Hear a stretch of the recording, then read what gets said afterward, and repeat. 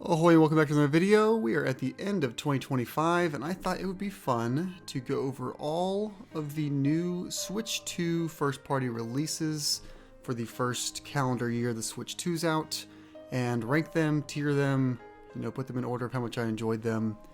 I am just doing the new releases, so things like Kirby Forgotten Land, Starcross World, the Mario Party Jamboree TV, all those Nintendo Switch 2 editions that are just like expansions based off of a previously existing game, I'm not including. These are all just new first-party releases that released on the Switch 2 when they released. So I got 8 games here. By my count, we had Mario Kart World, Nintendo Switch 2 Welcome Tour, Donkey Kong Bonanza, Drag X Drive, Pokemon Legends ZA, Hyrule Warriors Age of Imprisonment, Kirby Air Riders, and Metroid Prime 4. I have talked about pretty much all these games at some point on the channel, whether it be a review or just as a part of some other video. A couple of these ended up in my top 10 for the year, but I thought it'd be fun to cover all of them in one video. So I'm going to go from bottom up. I've got them in release order, but I'm going to start talking with the one that I would recommend the least, and that would be Nintendo Switch 2 Welcome Tour in the D tier for hard to recommend. So, Welcome Tour. Everyone's heard about it. Everyone's complained about it. This was the should-be pack-in game for the Switch 2. I think it was a decent little demo of the system as far as like actually playing little mini-games, showing off the hardware, and then the nerdy stuff getting into like why certain things were designed certain ways. And someone like me, I enjoyed that. I think but this wasn't worth, it's hard to say this is worth $10. Like I had $10 worth of fun with it, but this just should have been included with the Switch itself.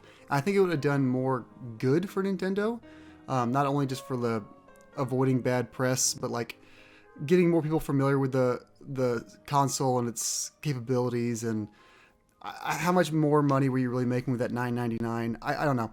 I think Welcome Tour was a fun game. I'm a little irked that it cost money, but I still played it. I did 100% of everything you could do in this game. I got all the challenges. I pretty much sat down and finished this game on day one before I started anything else. But it is still the bottom of the list in the D hard to recommend tier. And what could the D tier be without the other D game, Drag X Drive? So this is right above Welcome Tour. I think this game is less egregious in that this is an actual game. This could have been a pack-in game, but I don't feel as bad about paying $15 for this. This is a, basketball game where you are in a wheelchair and you use both both Nintendo Switch 2 Joy-Con in mouse mode to simulate controlling that wheelchair. I think the game is pretty fun. It's a fun concept. I just think it's pretty surface level in the gameplay. Once you kind of get used to what you're doing, you've done it all. You drive around on the court, you pick your Joy-Con up, you shoot. It's a fun little gimmick that's fun for a few hours. Once again, I being the maniac that I am, I did 100% this game. I wanted to get all the little outfits, complete all the challenges. I do think I had more fun in this game when I was doing the little speedrun challenges and like high score challenges rather than actually playing the basketball of it all.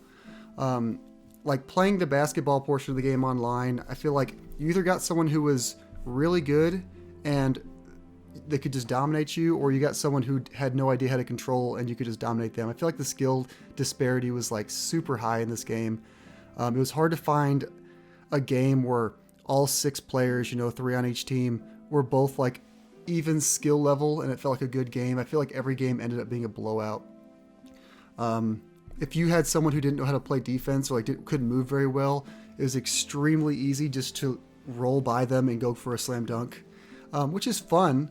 But once you do that so many times, it's like, okay, this is kind of silly. But the mini games and the challenges and the speed runs, those were all like a good time. I think there was like 25 of them. I had a really good time learning the game through those and getting better at the game through those. The controls were a little frustrating early on, trying to navigate like making those sharp turns, and like there's like a mechanic where you can bunny hop, and learning that kind of stuff was tough, but I did have a good time with it. So yeah, I think Drag X Drive is like a fun little demo of the mouse mode, and I had fun with it, but I would say it's hard to recommend to anyone else because, you know, you feel like you have to have a pretty good setup to use the mouse mode. I have a nice big mouse desktop, so I had like the perfect setup for it, and even then I still had some difficulties controlling the game. I can't imagine controlling the game on your leg like Nintendo says you can do. I think that's crazy. All right, so that is the D tier. We are going to move up into the C tier, the recommend with caveats tier. So these are games that I think are good games, but still have some, I would say, more glaring flaws. They didn't quite live up to their expectations. And the first offender of that, I'm going to say, is Metroid Prime 4. So, Metroid Prime 4 being at the bottom of the, I'll call the list of full-priced games here. Welcome Tour and Drag X Drive are shorter, cheaper experiences. These next 6 games are all full-price games. I think Metroid Prime 4 was the most disappointing of these games and my personal least favorite of these games. That being said, I did still enjoy it. It is still a Metroid game. I still like the vibes. I still like, being Samus. I just think this game had a little bit too many problems with it to really stand out to me. The big one, the desert is like the big offender that everyone's talking about. This game is split up into 5 zones that are all separated by a large, mostly empty desert in the middle of the map. And you might say, well, it's a desert. Of course it's supposed to be empty.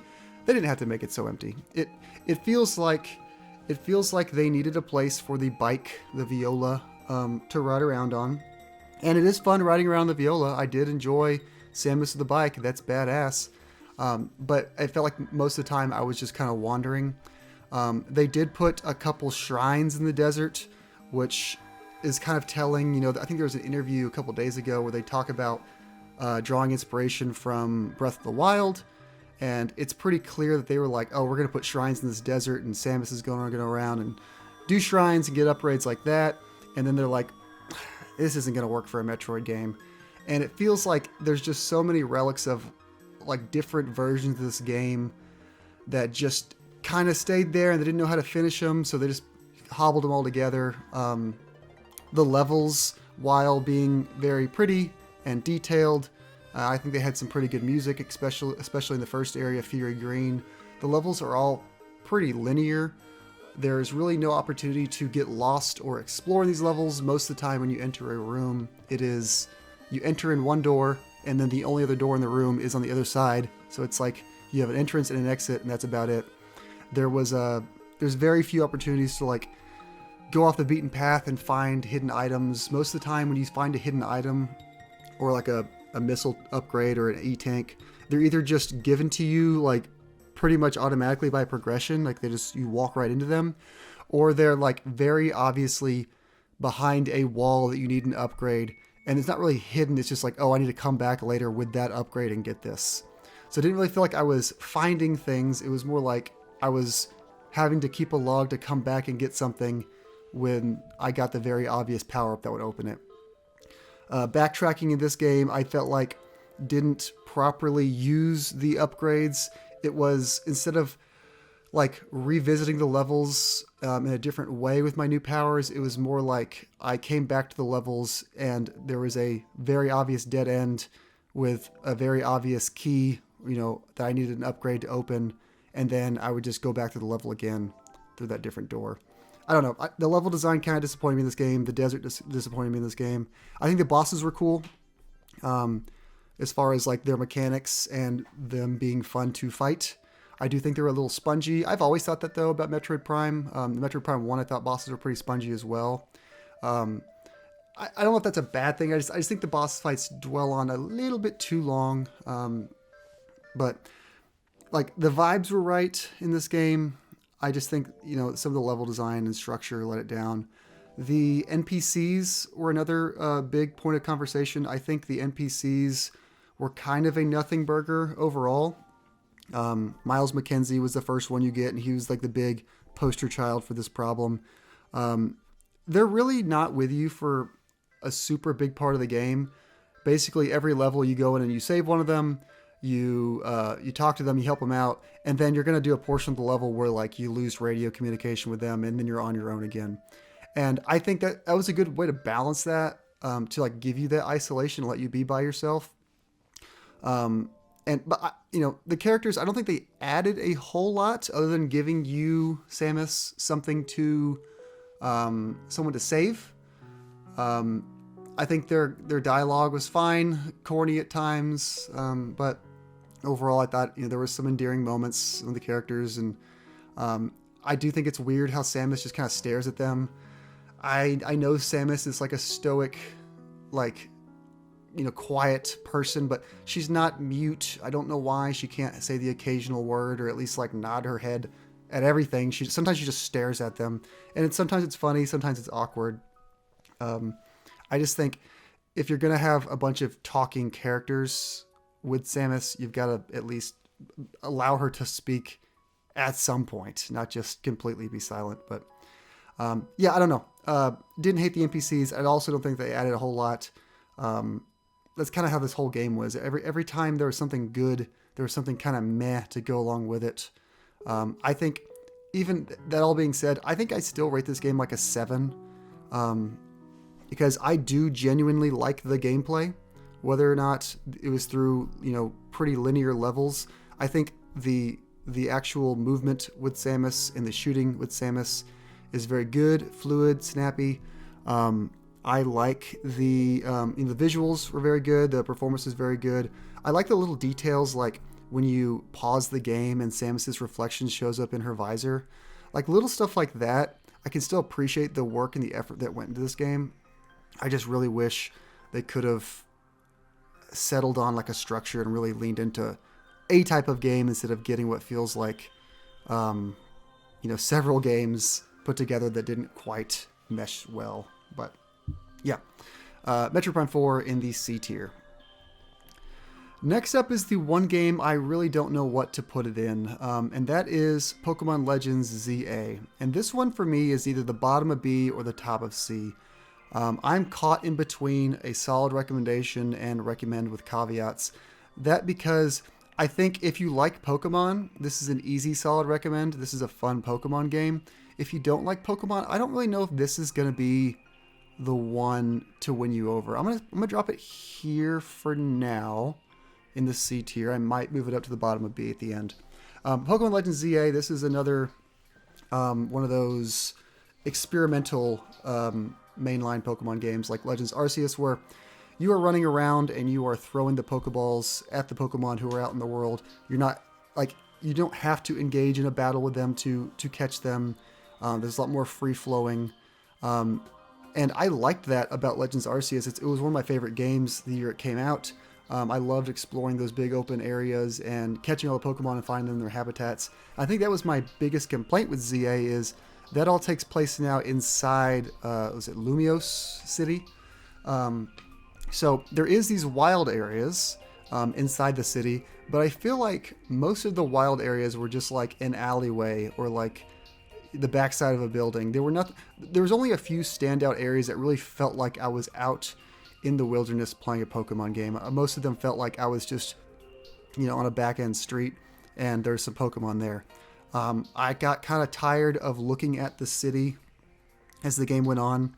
I thought it was mostly a pretty boring gray city. Like I said, some of those wild areas were cool, but of the 20 or so there are, I would say there was maybe 5 to 8 of them that I thought were actually like fun little levels with, fun environments and good verticality. A lot of them I feel like were pretty flat, and you walk in, you see everything immediately. There's no like exploring them really. Most of them at least. There's a few of them. But yeah, I mean, like the battle system was an interesting way to mix it up. This is more of a time-based like cooldowns, like a Xenoblade or like a lot of MMOs where you have like cooldown actions. I don't know if that works super well here.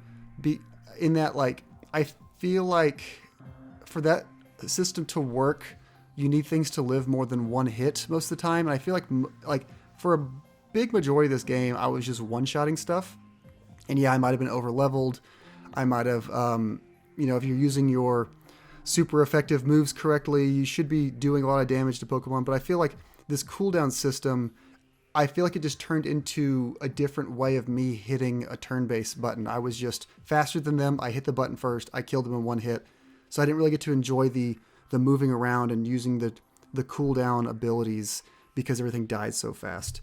I think if everything just like had inherently like 2 or 3 times more health to extend the length of the battles, it would have made that system more interesting. It would have made me think about more like how to combo moves together instead of just fire punching everything with Embor. But that might have also like drawn the game out too long if the battles were extended like that. So I'm kind of torn on this new battle system in general. I didn't hate it. I thought it was a cool idea. I just don't think I don't think it works super well for Pokemon. Moving the Pokemon around the battlefield is neat. Like commanding them to like go to a certain area to like dodge an attack is kind of fun. If you've played the like multiplayer matchmaking, it's very hectic. It's like a 4-person free-for-all battle royale of like just running around trying to take KOs, and that's pretty fun, I think, because that one is just so frantic. It is like I do feel like you're just trying to steal a lot of KOs and one-shot things. So like it's still leaning into the problems I have with the battle system, but because it's against other humans and that just inherently brings more thinking into it, like when to switch out, when to run away. That makes this battle system a little more interesting. But against the base computers in the game, I feel like it was just me one-shotting things for majority of the game. Filling out the Pokedex is always fun. I always enjoy doing that in these games. I'm a big silly head when it comes to checklists. If there's a checklist in a game, I will try to complete it because I love doing that. I've done everything in this game, completed the Pokedex, got all the checklists, except for there's one challenge to do like 1,000 battles. And when I finished the game, 100%ed it, everything else, I had like 300 battles. So I was like, okay, I'm not going to grind 700 battles. But yeah, I like the game. I do think, though, it's not like going to win you over if you're not already a Pokemon fan. I have not played the DLC yet.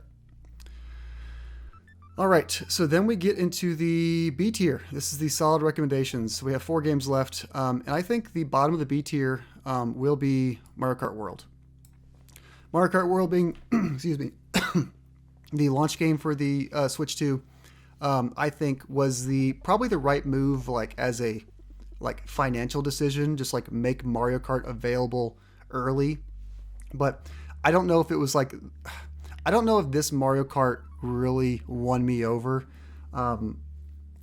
The big selling point with this game was it has this huge open world that you're going to explore, and there's a big single player focus where you can like drive around the map and find stuff and have a super good time in the open world. But I think that was like the biggest problem with this game. So the big open map where you drive around on, I think is really fun and detailed, and there's a lot of cool, charming things like the toads driving around the highway, and then just all the little details around the map and the different, how you can just drive up to the different courses. I really liked all that. I just didn't think there was any incentive to really do anything on that map. It felt like it was really there just to let me wander. I feel like there was no like carrot on a stick to make me want to wander and find things. There were the P-Switch challenges. I think that's a cool idea. P-Switch challenges where you run over the blue P-Switch and it'll give you a little like, drive over there through these 3 hoops in 20 seconds. And it's like, oh, okay, how am I going to do that? And then you complete the challenge. But then what irked me is you just get like a little bumper sticker every time. And there was no like real tracking of these. I didn't feel like there was any reason for me to do all of these. I feel like it was just like a random little, good job, you did it. And that's fine. Not everything has to be, a checklist. Not everything has to be moving towards a completion percentage. But I just feel like this game didn't do a good job of making me want to keep exploring and doing the challenges. It was just reliant on me being, for the lack of a better word, me being bored enough to drive around aimlessly and do that. The actual mechanics of driving around, though, it is still Mario Kart. It's still the best feeling kart racer, I think. I love how this game feels. They added the wall riding and the rail grinding, which I think were very, seamlessly added. They feel like very natural, like they've been there the whole time as new mechanics. So the game feels great. I loved a lot of the courses, but then the courses brings up another issue, in that the reliance on this open world has that, like, between most of the Grand Prix, you are spending, most of the laps are spent getting to the courses, and you have like one lap on the actual courses themselves. I really wish the Grand Prix mode would have just been 3 laps on each course. I would have much preferred that. And then the Knockout Tour mode, which is my favorite mode to play with friends, that's where you get the driving to the courses, driving through the open world. I think that's a super fun way to do that. It keeps the stakes up with people being eliminated, and it's very hectic, and everyone's trying to get whatever edge they can. But I think in the Grand Prix, it just got kind of old, spending most of my time driving to the courses. I would have rathered the Grand Prix just be 3 laps, and the Knockout Tour be the way you interact with the open world. So yeah, B tier because it's still Mario Kart. It's still very fun. Playing Knockout Tour with friends is probably the most fun I've had with a multiplayer game this year. But outside of that, I think this game, it's a good foundation, but it definitely needs something to really push it over the top. It's a really hard comparison to Mario Kart 8 Deluxe, with how much content that game had, how many great maps that game had, how many characters and cool vehicles. The game had everything, and then you go to what is a good foundation, but inherently just kind of less content. And surprisingly, they haven't really added anything, which was a big surprise to me. I thought this game was going to be getting constant DLC, but maybe that's something we get into in the coming year. But yeah, Mario Kart World, good Mario Kart game. That's about as much I'll say about it. Next up, so we have 3 games left. This is where it gets tough because, so for full transparency, all 8 of these games I've played to completion, and 100% of them except for maybe one game. And that is, I'll probably put this one here. I'll put Hyrule Warriors Age of Imprisonment. This is the one game I'm still playing on here. I'm about 10 or 11 hours in. So I can't quite say it's like, have quite as definitive opinions on it because I haven't played through it to completion like everything else. But I do really, really like this game. So Age of Calamity on the Switch, I loved that game. I put like 50 hours into it, 100% of it, through all the performance issues, through the lackluster story. I just loved mashing those buttons and destroying waves of bokoblins and leveling up my character. All that stuff really worked for me. And this game is like all that but better. I feel like the story's more interesting. There's more story. I feel like there's more cutscenes throughout, and I'm genuinely interested to learn about what Zelda was doing during this time, during Tears of the Kingdom spoilers, but what she was doing while Link was doing Tears of the Kingdom stuff. So all that is really working for me. The gameplay is, if it's a Warriors game, if you never played a Warriors game, it's inherently kind of repetitive. You're mainly just running through, mashing your combos, and destroying waves of enemies. But it does a good job of mixing in several different kinds of attacks to keep you on your toes, where you're not just mashing Y and X the whole time. Enemies will do these red attacks where they have like a big red wave come around, and you have to counter it with a certain like cooldown, like a horizontal attack, a vertical attack, or an attack that like works against shields. So you have to have those attacks ready to go, and then when you see the opportunity to pull them off, you can counter them, which knocks them down to like a staggered position where you can break down their gauge. There's also the team-up attacks, which I think are really neat. They're basically special attacks, but between 2 characters that are, when they're like close enough to each other for a long enough period of time, they will build up a meter to do cool combo attacks. It's a couple of them I'll bring up that you just get early on, like King Rauru and Zelda. When they do their combo attack, they shoot lasers out of their hands, like light beams, and you control each of those light beams independently with the right and left stick, which is just a really cool way to like mow down the enemies, or just like focus fire on a boss. And then Minoru and Zelda, when they do their team-up attack, Zelda jumps into the construct and just like you're just like in a giant automaton, just mashing like stuff over the head with your giant automaton fist. It's a really fun game. It's like junk food, but I'm really liking it. I'm going to probably 100% this game like I did with Age of Calamity. I like the end game challenges that game had, so I'm assuming and hoping this game has that as well. I think if you like Zelda and you want to get a little bit more story and you don't mind somewhat, pretty repetitive gameplay, but pretty satisfying gameplay as well, I think this is a solid recommendation there.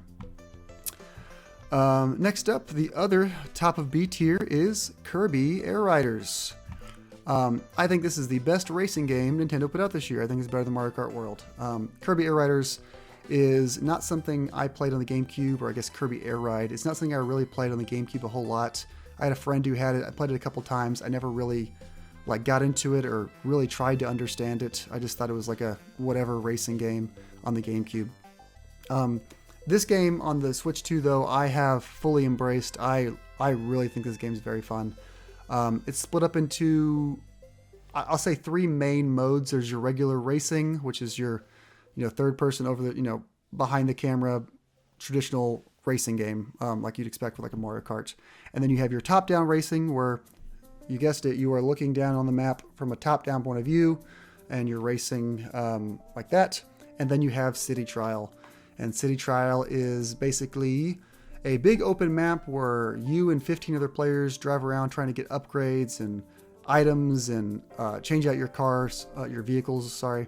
And you're just accumulating stats so that once at the end of the 5-minute timer, you'll be put into a stadium mode where you can choose mini games, and then you compete in those mini games and you try to win. I think this game is very, very fun because it's so different and weird. I think the racing is really cool because the maps are very over the top, really good like visual showcases, and just like a lot of wacky shits happening in the background.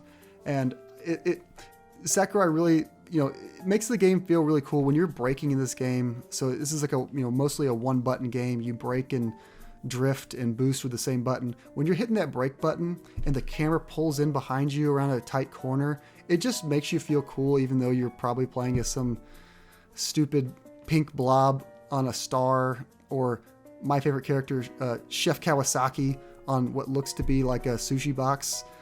It's a very like silly, but it makes you feel real cool while you're being very silly.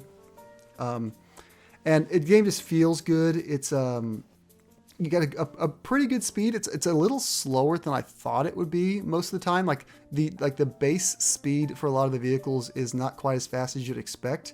But the game looks like you're going really fast. The single player mode in this game, if you're not just doing races by yourself, is called Road Trip. And that is where you get like some lore and story, I guess, for lack of a better word, for Air Riders, split up in between what's basically, think of it like a TikTok feed or like a YouTube Shorts feed, where you're just like, you're running down a path and you're just like scrolling through mini games. You're getting like a 30-second mini game, beating the challenge, on to the next one. 30-second mini game, beating the challenge, on to the next one. And it feels like the equivalent of YouTube Shorts in a video game format. But it's really fun because it's giving you a really big variety of stuff in this game. It's getting you through those races. It's getting you through the top-down mode. It's letting you try all these weird stadium events where you're like throwing yourself on a dartboard, or falling from the sky through hoops, or just trying to see how far you can fly.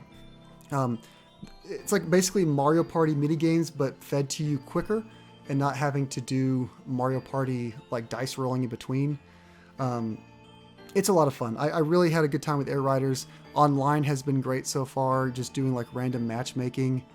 And then playing with friends is fun, but I have one experience with playing with friends a couple days ago, and it's fun playing with friends, but it's also very annoying because you have to basically choose one race or choose a mini game, whatever you're picking. Everyone has to queue up. You have to start it.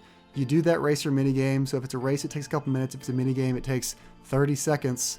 And then you have to then choose. Like, it doesn't just like put you into the next one. You have to go and start the whole process over again. And I feel like there's more downtime than time actually spent playing the game. So that's one of the bigger downsides, is I think playing with friends is not as convenient as it should be, but playing online in general is very fun, and I think this game is tons of fun in general.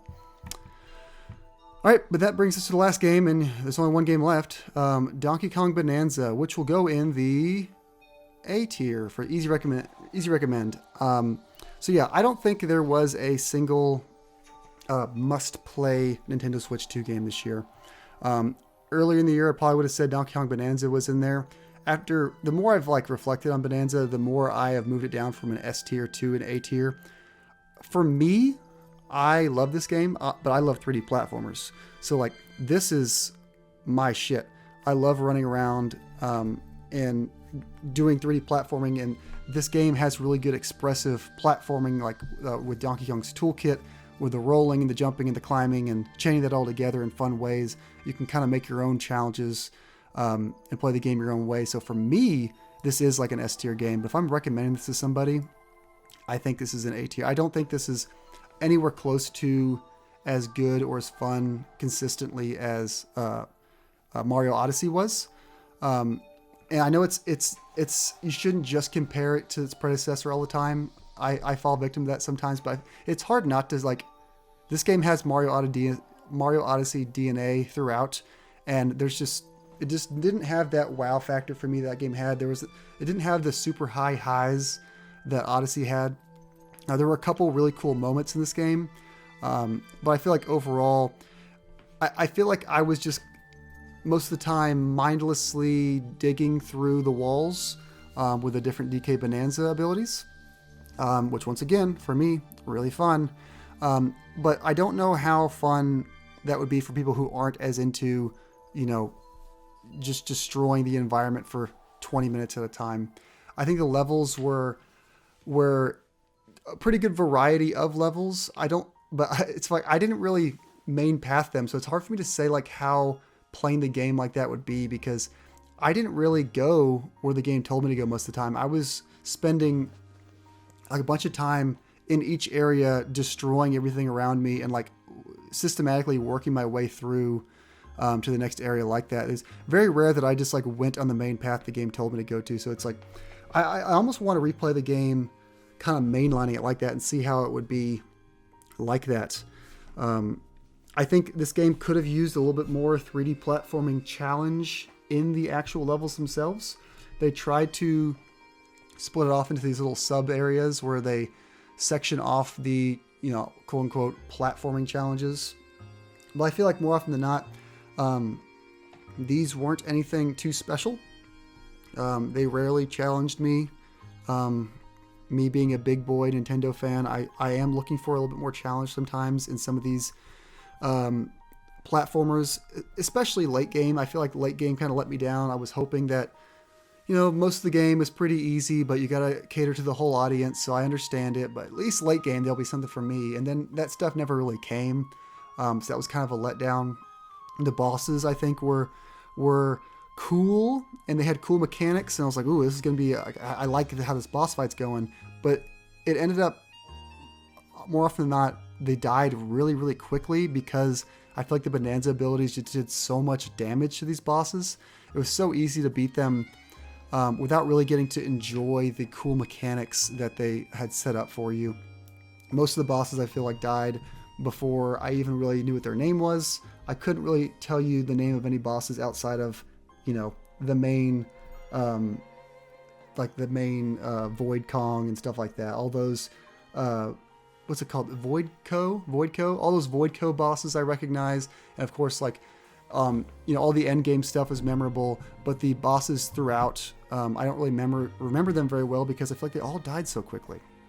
But yeah, I 100% of this game as well. I got all the bananas. I loved it. I did everything there was to do. It just didn't ever have that big moment that made it an S tier game for me. It was just really fun throughout and easy recommend, but nothing that really pushed it quite over the top for me for that S tier. But there we have it. These are the 8 Nintendo Switch 2 first-party games that came out in 2025. I think it's hard to complain with the output of games. I mean, the system's been out since June, I think this is a pretty solid lineup of games for that 6-month period, 7-month period, whatever it was. So I'm looking forward to what they have next year. There's a couple things that I've already announced, like Tomodachi Life and Rhythm Heaven. But I'm really waiting for those, I guess Splatoon Raiders has already been announced, but I'm really waiting for like, the big Xenoblade or the Mario 3D platformer, or whenever Zelda shows up in 5 years. Those things that are the system sellers that are the must plays. I'm looking forward to having those show up, but I'm more than happy to play all of these A, B, and C tier games while I wait. But yep. So thanks for watching. I appreciate you sitting through this. If you have any qualms with this list, let me know in the comments. I would love to know what your order of these games would be. And let me know any games you're looking forward to come out next year. Looking forward to spending more time on my Switch this next year. I'm really loving it. And I think the best is yet to come. But that's all I got. So thanks again for watching, and see you next time.